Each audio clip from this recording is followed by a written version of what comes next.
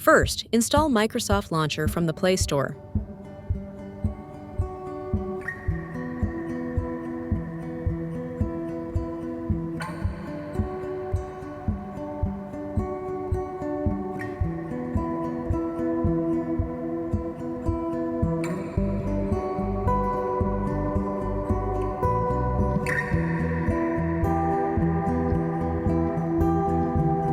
After installing, set it as your default.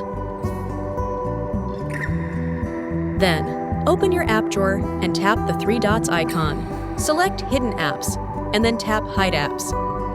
Choose the apps you want to hide, and then tap Done at the top.